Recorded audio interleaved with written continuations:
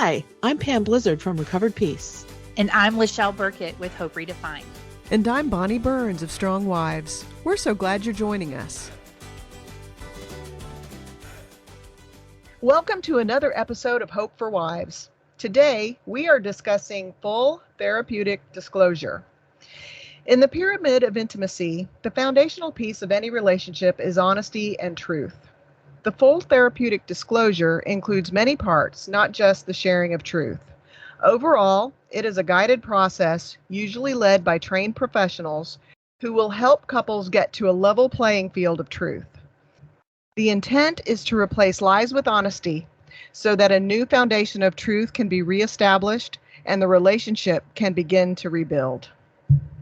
So, ladies, let's just dive in and define what is a full therapeutic disclosure. I think maybe the easier way for us to start this is to define what it's not. So a full therapeutic disclosure is not intended to be, let me pull some of the descriptions that I've had from men who are having to navigate a full therapeutic disclosure. I had one call it a being put up in the shooting range. He was going to be post-whipped, I believe was the phrase that he used. I've had others talk about it being more slander or aggression or trying to catch you, right?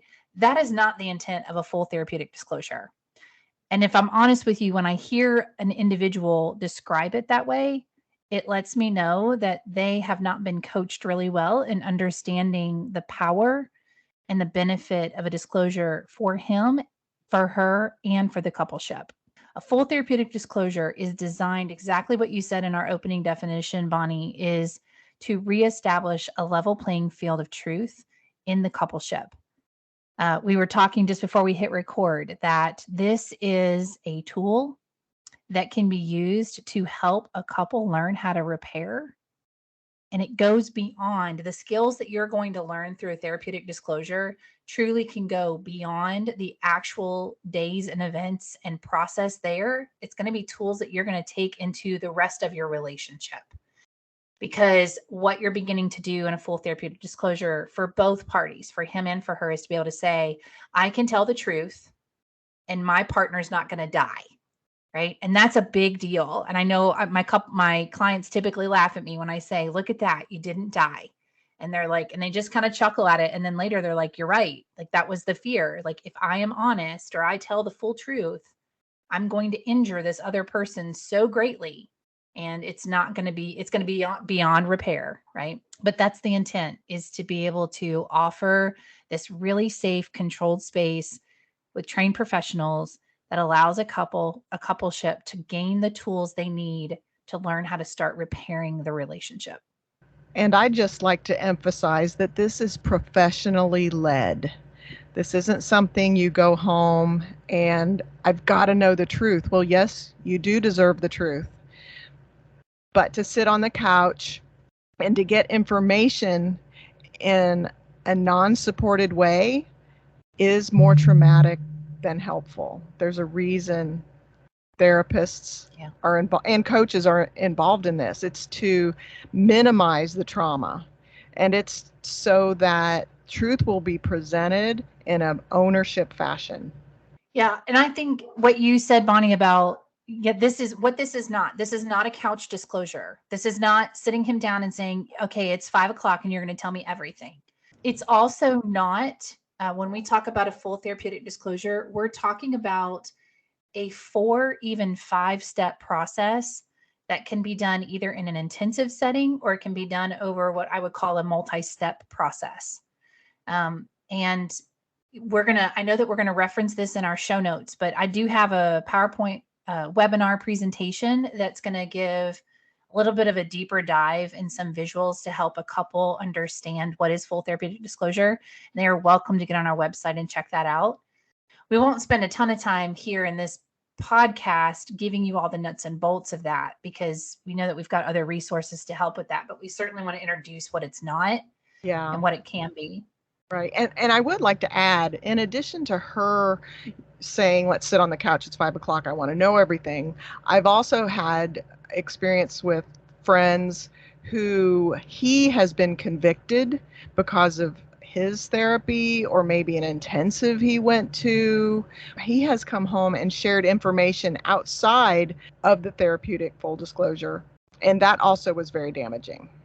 It also robs the betraying person of the therapeutic aspect of disclosing to their kind, compassionate, caring professional the therapeutic aspect of the professional asking them questions and doing a deep dive. So it's not just about telling your wife everything you did. It's also about the ability to sit with an unbiased person and sort of get it all out on the table and kind of get out of denial that, hey, this is just a small problem. No, once you have to look at it all, the depth and breadth, it helps you see that, yeah, maybe this was a problem for more than just me, and maybe this is really has hurt other people and myself included. So just by asking your husband to give you a disclosure of everything he did, you're kind of shortcutting his therapeutic process as well. Yeah, and here's another thing I'll mention. This seems to connect with a lot of clients that I start coaching with in the disclosure process. So one of the difficult parts about doing a couch disclosure of any sort, whether he initiates it or she initiates it, is that when you're given information like that comes out in this confession, let's just call it a confession, right? In this confession, typically what will happen is you as the recipient will become triggered and overwhelmed. And when you move into a triggered state, guess what happens? Your ears shut off. You typically disassociate in some form or fashion. And so in your best effort to try and get it all, your body won't even allow you to get it all because it cannot possibly handle and process. And so oftentimes you'll hear couples, the husband will say, I've told you everything. And she's going, well, this feels like it's totally new.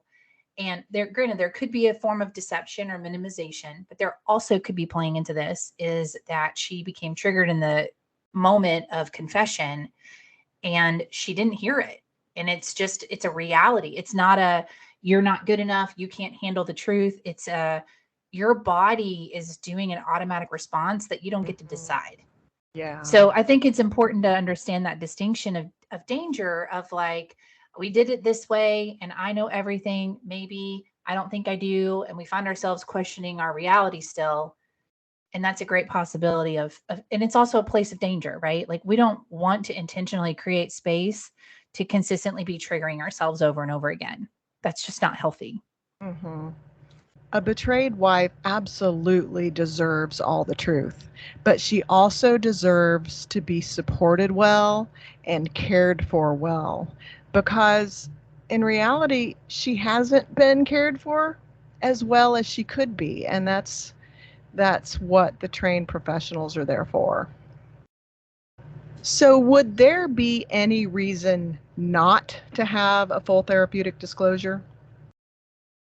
The experts tell us that if there's going to be a divorce, if you're absolutely sure there's going to be a divorce, then doing a full therapeutic disclosure isn't good. If the betrayed spouse has other unhealed trauma, deep trauma, or doesn't have a sense of safety, a solid ground, then you may want to hold off until she can get to a sense of safety and more emotional regulation, because disclosures can be difficult. They can be very hard, and they can even be traumatizing. And the professional's goal is to reduce the trauma as much as possible. But if she doesn't have a good solid ground of a way to support herself emotionally, she may not be ready for a full therapeutic disclosure. I totally agree with you, Pam. There are certain situations that, and I think that's important for our listeners to know, is that I have yet to do 2 identical disclosures because I'm consistently working with unique individual people who have unique individual stories. So I think every person listening to this, if they're considering it, they've got to take into consideration for themselves what's needed and what's not. I have had a couple clients who've had extensive childhood trauma and even trauma as adults in different ways. And then as we started to move into preparing for disclosure, because she had not received the healing she needed, she hadn't received the healing that she needed from the previous traumas. As we are working toward getting her truth, what we began to see come up in her was a need for him to almost own impact from other traumas that were not his. And so she really was getting very stuck in some of her questioning and the way that she was wanting to engage in the disclosure itself. And what we quickly learned was that was old trauma speaking, if that makes sense. She was not in a place of what we would even call like sober-mindedness, because there was such a cloud of hurt and pain that was coming in from these other places. Now, is that true for everyone? No. I've worked with plenty of women who have experienced some sense of trauma, some sort of abuse of any sort, any kind of trauma in their childhood, but they have a sense of stabilization in their story. And now they're ready to move into this disclosure. And so it's not nearly as obvious. That's not a hard and fast rule. Like if you've had previous trauma and you're not done with it, you can't do a disclosure. That is not a hard and fast rule. But also, too, if she were to go and get healing and take a few months or maybe a year to work on her own trauma and get to a point where she is well regulated, she could absolutely come back and have the full therapeutic disclosure, correct? Absolutely.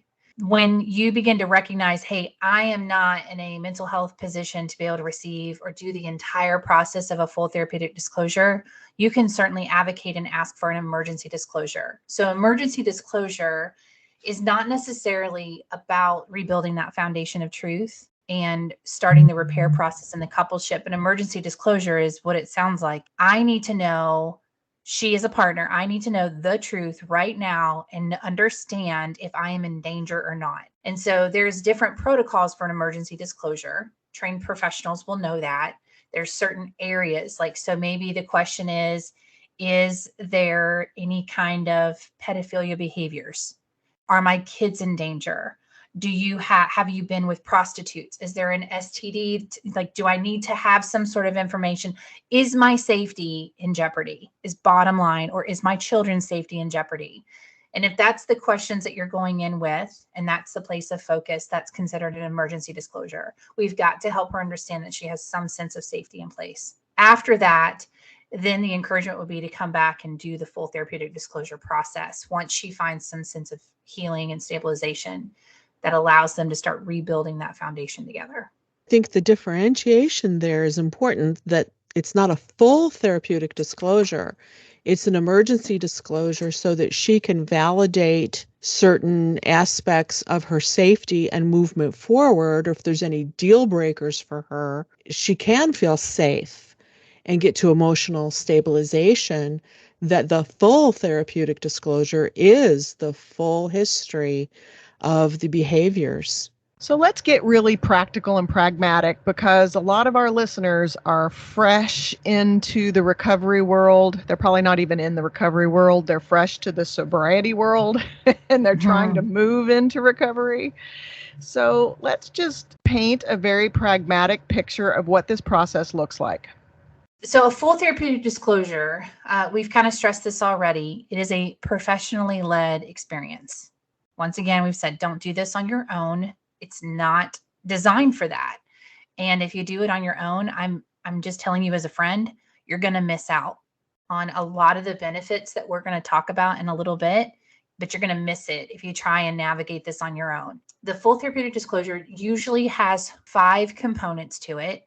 And I would say one of them is an optional, because I've had some couples choose it and some not, or some women choose it and some not. So the full therapeutic disclosure involves the first session, or the first part is what it is the full disclosure. This is him giving an account for his entire sexual history, or his sexual history to a point in time that she identifies.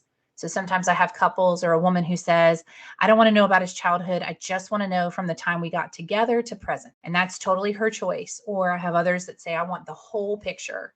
I can give you pros and cons to both of those, but we'll save that for another time. Then the next step, which can happen before sharing that truth or after, is a polygraph. And this is called a disclosure or an infidelity polygraph. This is not just a standard poly. And we can actually tag one of our colleagues through AppSats. I think they just did a interview with a polygrapher who explained what is an infidelity polygraph. We can put that in the show notes too, just as another resource. But this isn't, it's so interesting. Like when I first started this work, it was like the only concept I had of a polygraph was like from the movies where they're sitting in a dark room with one light and all these things. And so that's not really what it is. But it's good that you would have trained professionals to be able to assure you, like, no, that's not what it is. This is what it is. But a polygraph is exactly what it sounds like. It is a lie detector, is intended to offer another level of assurance. It is not a foolproof piece of the disclosure process. It's just another component. And so I have some women who would like to have a lie detector or a polygraph conducted. I have other women who do not. And I still stand in the position that it is client's choice as to what she wants, but assured that it's her choice and not necessarily what her husband wants or what he's comfortable with. Another thing So- I'd like to just throw in there about the polygraph, it's meant to be a cause of celebration.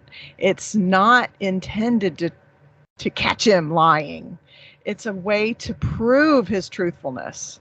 So I know that a lot of men see it as, oh, she'll never believe me. Even if I pass it, she'll never. No, it's a place of celebration. It's not to punish.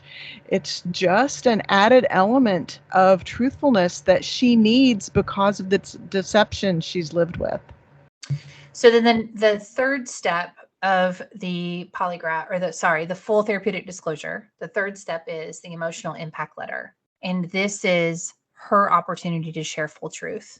So if you'll recognize, we start with him choosing to offer full truth. We then move into the next step, which is her opportunity to share full truth. Many women will say, I've never told him the impact, or I've never felt like he's really understood the impact. Some of it is because she doesn't even know the full impact until she knows the full truth. She doesn't know that he missed out on things in their life because he was lost in addiction. So the emotional impact letter or the impact letter is really, really vital to the healing process of the coupleship as well. But it also gives her the chance to say, I can tell the truth about what I'm feeling or what I've experienced or the impact of this, and he's not going to die. He's going to be able to navigate it. Can I add that sometimes we call this a losses letter because we get to list out our losses from many different facets of our life, spiritual, financial, psychological, emotional, and more. And so it's part of our grieving process. Yeah. And I would even tell you that some colleagues of mine would say that this is the first step in couple grieving. The coupleship grieving together is really being able to say, this is the impact, and him saying, I hear you. I recognize this. And the final step is the letter of restitution, which is generally the addict's response to the partner's letter of impact. And so this is his opportunity to take responsibility or ownership for the way that his choices have impacted the coupleship, have impacted her as a person, have impacted their family, their children, whatever the dynamic of their relationship looks like. And so letter of restitution is designed to teach him about empathy, teach him how to share that, teach him how to take ownership and have accountability. Those are all unfamiliar facets of someone who's moving from addictive behaviors to sobriety to recovery. And so that's the benefit of them being able to do this and also have an advocate in their corner, coaching them through this, being like, no, this is why we're doing this. Stay focused on the goal. And then, of course, the letter of restitution also allows her to hear his heart and hear that he's committed to this. I think that's one of the biggest questions I have from women is, just still rolling around in their mind is he all in? Is he really all in? And that letter of restitution typically seems to answer that question for her, which then really solidifies her willingness to just keep doing the hard things. What a beautiful reconciliation process. I know. Yeah. Can I add? So to add to what Lyschel's just very wonderfully described. I would just on a pragmatic and practical thing, I use the Dan Drake and Janice Caudle workbooks to move through this full disclosure, because there's a workbook for the partner and there's a workbook for the truth teller, and they work in tandem, which means they both share the same information to both parties. Now, it might be tailored to him because he's the betrayer, and it might be tailored to her because she's the betrayed, but they get the same philosophies going forward. They hear the same thing, so they understand it in the same manner. The same kinds of information, if you're hearing something and he's hearing another, it might conflict, not necessarily, but I just like the idea of working in tandem. Oh, it definitely conflicts. Sorry. No. As a woman who's been doing this for 3 years. Yeah. When you guys are speaking different language, it's difficult to. Yeah. Yeah, I've heard of CSATs who know nothing of the full process, and all they're concerned about is the disclosure itself. It seems that they're not trained in the response letter, the amends letter. So having two professionals on the same page, treating them as a system, not just as individuals, but treating the entire family system. Yeah. So when we talk about a therapeutic disclosure, full therapeutic disclosure being professionally led, I need to speak to that for just a second, because as we've said in other podcasts, unfortunately, not all professionals are created equally. And that just means that some of them may have never experienced this. They've never walked or processed through a full therapeutic disclosure. And so it's important for you to be able to ask those direct questions of your support people. We don't want to assume anything. There are some, I would just say there's some CSATs, certified sex education therapists, who do not advocate and don't actually facilitate disclosures. I've ran into that a few times over the course of 3 years of doing this work. But then also, like you, Bonnie, when you mentioned the books of support, when you've got individuals who do not have a clear definition or a clear understanding of the process, it can feel really challenging for the entire coupleship as they're trying to move toward a common goal. And the two professionals, the support people, are speaking different languages. So I'd really encourage you to seek out somebody. Unfortunately, there's not a directory of full therapeutic disclosure clinicians, but I will say that you could lean into APSATs. It's a big space that we like to invest in the clinicians as an organization. So you could get on APSAT's website and check in with some of those people. You're also welcome to message any of us directly, and we can help you try and find somebody to work with as well. Part of what we've done within Hope Redefined is we've been equipping our coaches to be able to support the partners. And then we've developed relationships with male professionals that a guy can work with. And we feel really confident in that person and their ability to prepare him well. Because there's just nothing harder than watching a guy who wants to do the best and he just didn't get the support he needed to do his best. And there's this assumption that somehow or another we're supposed to know how to do this. And that's probably the grace I will consistently throw all over this experience is you've never done anything like this before. So don't assume perfection. Bring in people who've done it before that can really help you navigate some of the pitfalls, some of the hurdles, and also prepare you emotionally for what's about to come to the best of your ability, you know? So it's the best example I've ever used with wives is it's like when you're pregnant with your first baby and the people who've gone before you attempt to tell you like what it's going to be like to have the first baby. But you're so thankful to have those really good friends around you who are like, oh my gosh, this is the best swing. And this is the best Moby wrap. And this is the whatever, right? Like they have the tried and trues. And I feel like that's a lot of what this support system can feel like. You really can't be emotionally prepared. You can be somewhat emotionally prepared.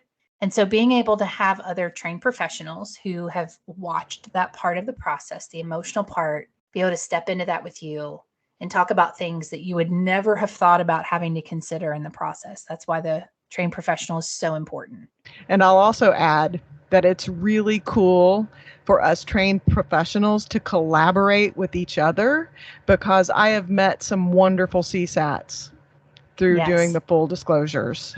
And all of the CSATs I've worked with, whether, no matter their level of training in full therapeutic disclosure, all of them that I've met, your side, they're on the coupleship side. It's not that he's his guy and we're your person. It's that we're all a team. We all want this relationship to find stability and to recreate.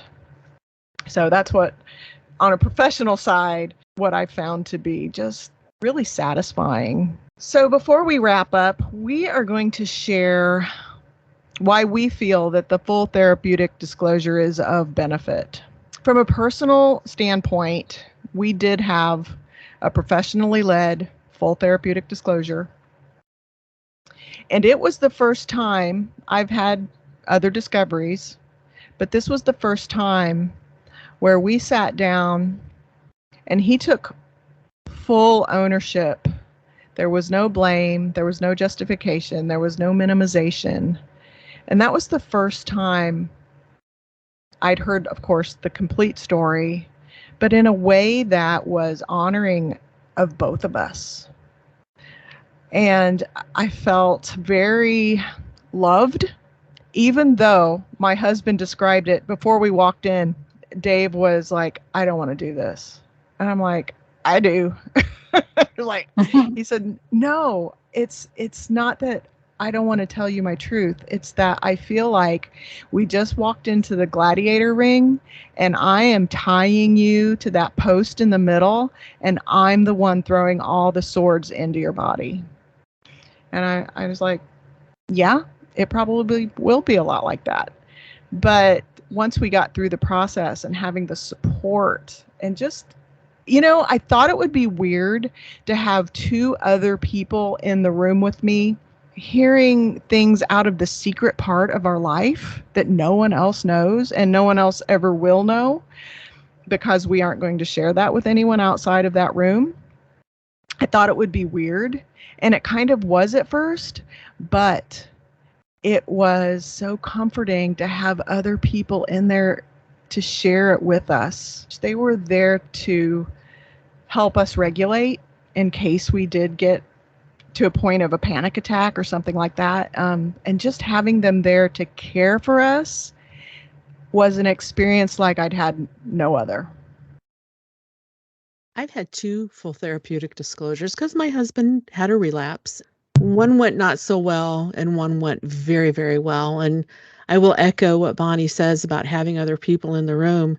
After being told by culture and my husband and really bad therapists, untrained therapists, that it really wasn't such a big deal and that my feelings didn't matter so much, I was finally in a venue in a room full of people who were basically saying, Pam, your feelings matter. This is important. I will say that it was a significant milestone in his recovery, in my personal recovery, and in our coupleship recovery, that I wouldn't be where I am today without the full therapeutic disclosure. I was scared going into it, but as it started unfolding, I was seeing my husband, the real person, authentic and vulnerable, for the first time in our many multiple year relationship. I was finally seeing my real husband. It unlocked something inside of me. It unlocked a level of compassion. I was hurting for myself, but I was also hurting for him. And for him to be truthful and honest with me for the first time in our marriage was an incredible gift.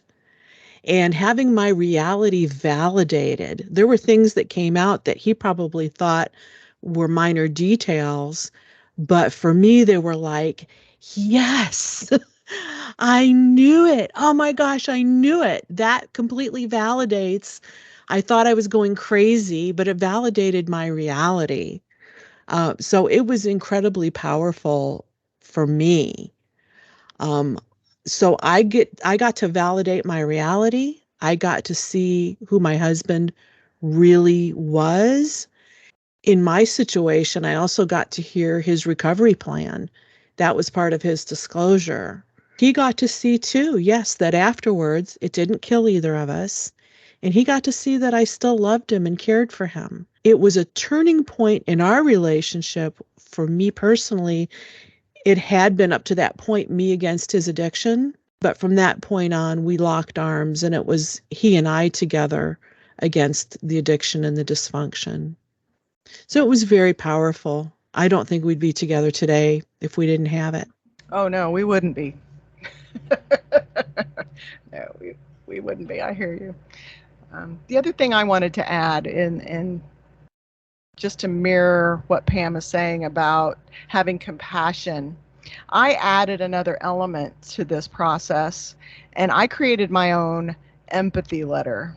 I knew where my husband's addiction had come from. I had known for years. I just didn't know the addiction was there still.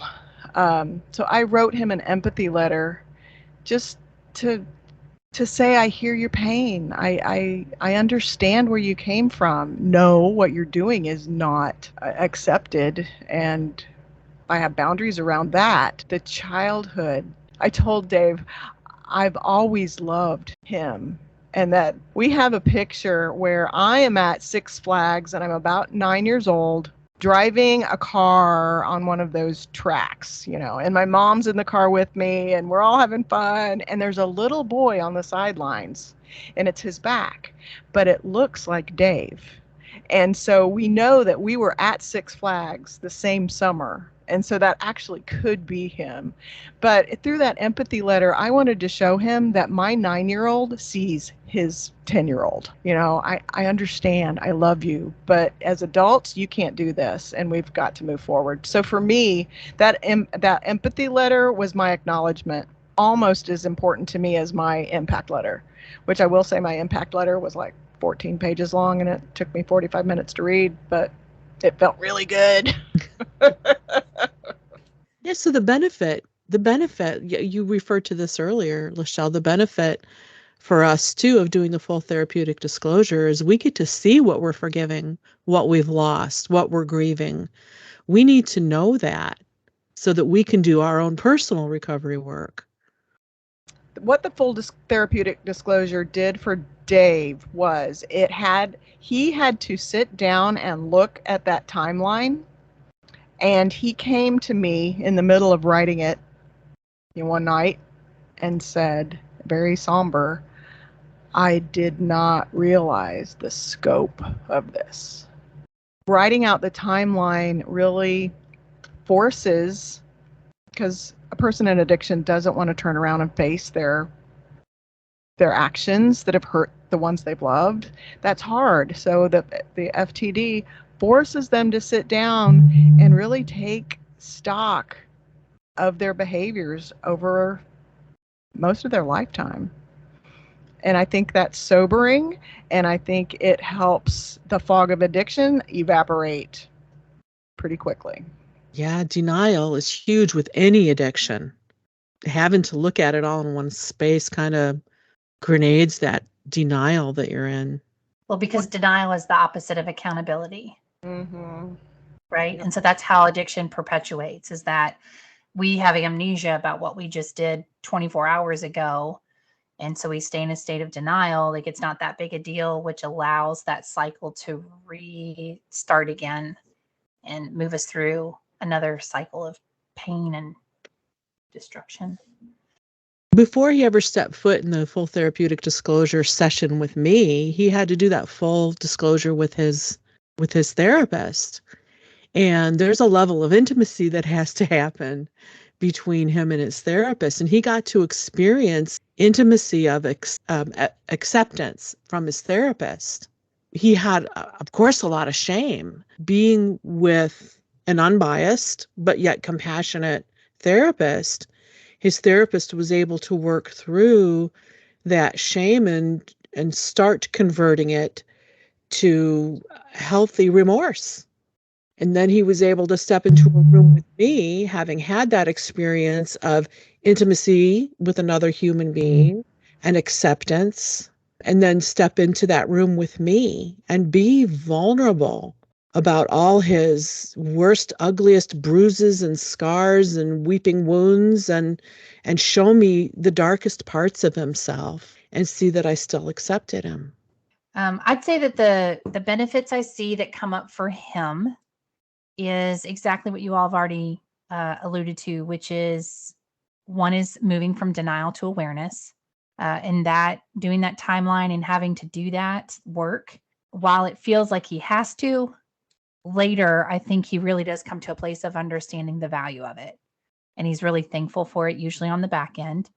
The other benefit is that he gets to learn the skills that we talked about a little bit earlier, starting to be introduced to skills. Like if you ask any individual who's in sobriety or recovery and it's early on, and you would say, how do you repair something with your wife? Their honest answer is going to be, I have no idea. I have no idea how to repair with her. And so a full therapeutic disclosure starts to offer them some of those tools. How do I hold her heart well? How do I listen without interrupting or feeling like I have to be defensive? And that's a lot of what happens for him in the impact letter. And then the restitution allows him to have that sense of ownership, taking responsibility for things, like I said, and realizing he won't die. The other thing, though, I think that comes up for a lot of guys that I hear in the aftermath of processing is they finally get that it's a big deal. They just finally get it, that it's a big deal. I hear a lot of wives say that in the beginning when we're starting the disclosure process is, am I making too big of a deal of this? Because she's recognizing that they're investing money. They're investing a lot of time and energy, emotional energy. And so she's concerned that she's making a bigger deal about this. But the reality is that the most precious relationship that you have, aside from relationships with your children, is on the line. And so if it's not functioning well, then yeah, it's a big deal. And so that's some of the benefits I hear from him, is being able to really understand the depth and breadth of this behavior and how much it's taking from the things that he would also label as very important. And then the benefits for her, which I think each of you have done such a great job of articulating in your own stories, which was, I was validated. Pam, I heard a lot of my intuition was right. And that's a big deal to be able to restore that for a woman. There's not a lot of ways you can do that until you get truth. And so that gives that restoration of intuition. I hear a lot of women come out with a different sense of empathy for their husband. And it was empathy that was being asked of them early on, and they weren't ready to give it because they didn't understand the full extent of it. But eventually, when they get through full therapeutic disclosure and they see that the man sitting before them has been battling and navigating this since he was 9, and they go, wow, I can totally empathize or understand how he got to where he is, regardless of the fact that it hurts me. So I see a lot of empathy develop for her. I see also this other thing that really seems to fall off, which is so exciting, is she finally comes to terms that it's not about her. Mm-hmm. Yep. Because the behavior started long before she was in the picture, and it continued. And while she would love to think that she was going to be the thing to break the cycle, when they get to that full therapeutic disclosure and they see the length of time, they recognize it. And they're like, that's really true. It's not about me. This was happening long before I got here. And I think those are wins. And then the thing that I hear consistently from women when we get to letter of impact and restitution, impact is, I've never had him listen to me like that before. I feel really seen and I feel really heard. And I needed that so badly. And they don't even realize how bad they need it until they get it. And then they're like, oh my God. And then that restitution, if I'm honest, I don't know if any of us ever actually experience reconciliation like that in regular type relationships. And so being able to listen to a person take ownership and really model that well, even if he is running from a script, it is so healing for a woman to hear somebody take full ownership for the way that they've hurt her. I see a lot of safety restored through that work of the letter of restitution. And that's one of the biggest components. Like after truth has been laid out there, safety is the next level of that pyramid of intimacy that you've got to work on. And so that restitution letter is so valuable for that particular component of rebuilding. I'll just add about the emotional impact letter. I had said most of that to Dave. What was really validating for me was to have two more witnesses in there to hear it too, which of course I said it felt weird to have them in there in the beginning, but by the end they were also validating my pain with me. Yeah, it makes it real, doesn't it? Like, this isn't just my imagination. We're all here because this is important and I'm important. I think also it's that pin in the map where from this point forward, this was something we did together. He's been off working on his recovery with his therapist, working on his disclosure, going to his groups. We've been off working with our therapist and in our groups and doing our stuff. But this is the first point in the recovery where the two people come together and they're doing recovery together. It's just a milestone from this point forward. We're in this together. We're going to do this together. We're going to work recovery together. It's a nice starting point. And I want to throw this in there, Bonnie, when you talked about having other people witnessing it with you, that's direct from scripture. It's 1 John 5:7-12. And it begins to talk about bearing witness in heaven. But then it begins to talk about if we receive the witness of men, the witness of God is greater. For this is the witness of God, which he has testified of his Son. He who believes in the Son of God has the witness in himself. He who does not believe in God has made him a liar, because he has not believed the testimony that God has given him as a son. And so ultimately what it's saying, we're giving them the opportunity from a spiritual side for those who are Christians walking through this process, the opportunity to have others bear witness to the confession. Mm. And the word of God is really clear that that is an important part of what we do. This is why he calls us to live in community. This is why he calls us to have one another's accountability. This is why the chapters in Matthew are so important, because it's allowing us to bring things in darkness and into the light. And not just in our privacy of our living room, but legitimately into the light and letting other people hear what has been really going on. And it doesn't mean that those people who heard it are going to do anything with it. It just means that it's a part of your spiritual battle for freedom. That's beautiful. Yeah. And that reminds me of James 5:16, which says, therefore confess your sins to each other and pray for each other so you may be healed. And that's all what we all want, right? The healing.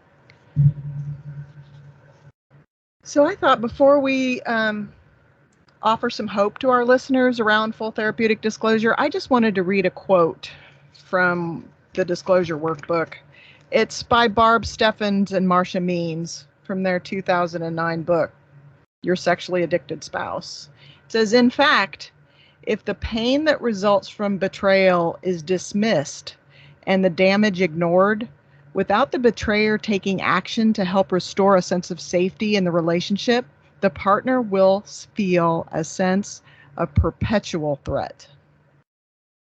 So that is the big why of doing a full therapeutic disclosure. So what do we have to offer our listeners in a way of hope? Trust the process that others have gone on before to perfect this process. It works when you work it. It can feel scary, uneasy. You don't know what's going to happen. But if you work with trained professionals who have done this before, they know how to prepare you. They know how to keep you safe. They know how to make it a truly therapeutic process. And it's healthcare. It's healthcare for your soul, for your spirit, for your trauma, and for your relationship. So when I think about hope, I typically traditionally go back to the Word of God, because that's in my own story. I know that's where hope comes from. I can give you all kinds of hope, but if I'm honest with you, it's going to really fall flat. We've got to go back to the source. And so the scripture that has come up for me that God gave me a lot of clarity around was scripture from Revelations 12, verse 11, that says they overcame him by the blood of the Lamb and by the word of their testimony, and they did not love their lives so much as to shrink from death. Why I feel like this aligns so well with therapeutic disclosure is because what we're trying to triumph over is the enemy. Given the opportunity to do a full therapeutic disclosure is doing the second part of this scripture. We already know that we've overcome the enemy by the blood of the Lamb. It's the word of our testimony that has the next level of power.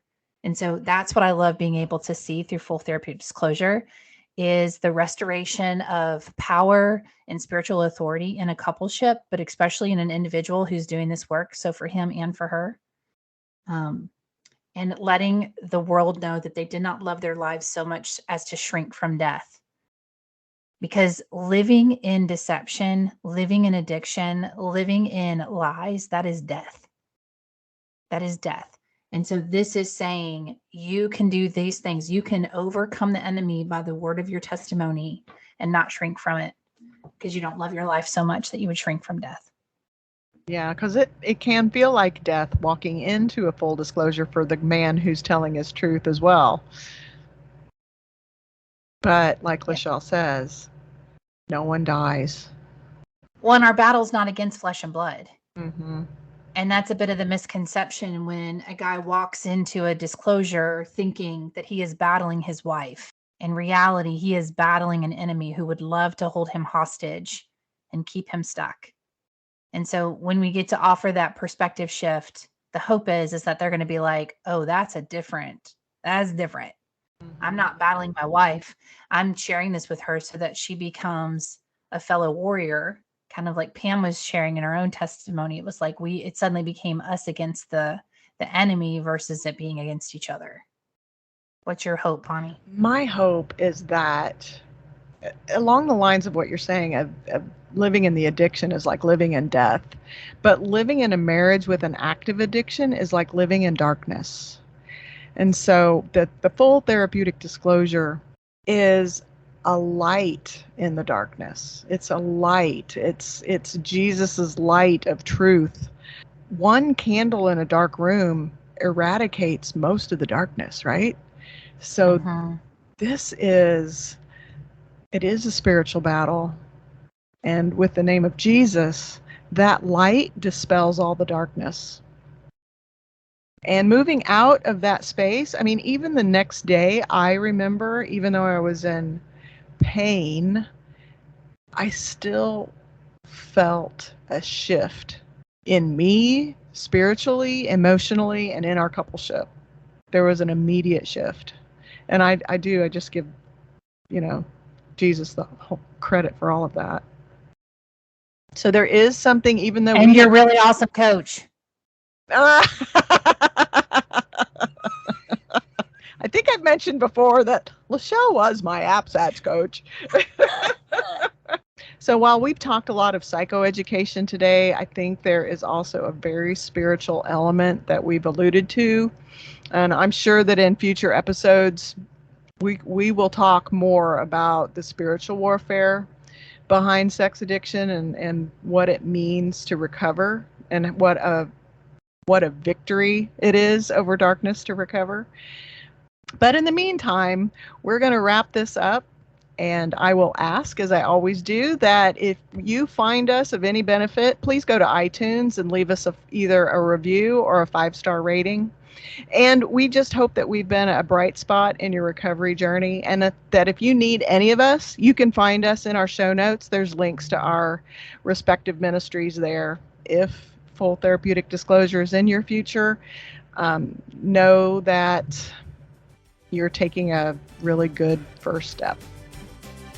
All right, ladies, bye. Bye. Bye.